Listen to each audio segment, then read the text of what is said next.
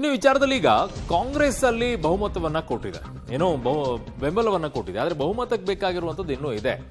ಕಾನೂನು ಹೋರಾಟಕ್ಕೆ ಸಿದ್ಧತೆ ಮಾಡಿಕೊಂಡಿದ್ದಾರಂತೆ. ಯಡಿಯೂರಪ್ಪ ಪ್ರಕರಣವನ್ನ ಮುಂದಿಟ್ಟು ಕಾನೂನು ಹೋರಾಟಕ್ಕೆ ಈಗ ಸಜ್ಜಾಗ್ತಾ ಇದ್ದಾರೆ.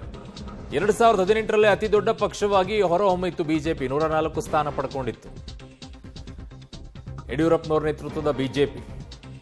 ಆ ಸಂದರ್ಭದಲ್ಲಿ ಅವರಿಗೆ ಅವಕಾಶವನ್ನ ಮಾಡಿಕೊಟ್ಟಿದ್ರು.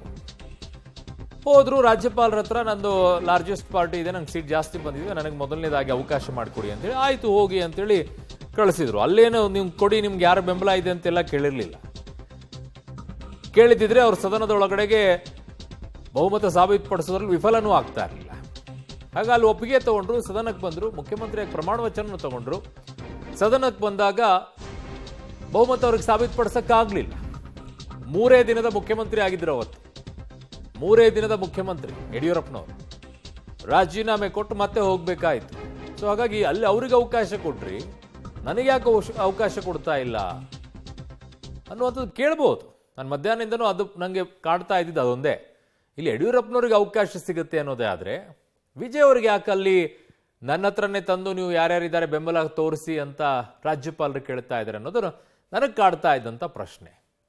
ಹಾಗಾಗಿ ಈಗ ಕಾನೂನು ಹೋರಾಟದಲ್ಲಿ ಏನಾಗುತ್ತೆ ಅನ್ನೋ ಪ್ರಶ್ನೆಗಳಂತೂ ಮುಂದೆ ಬರುತ್ತೆ.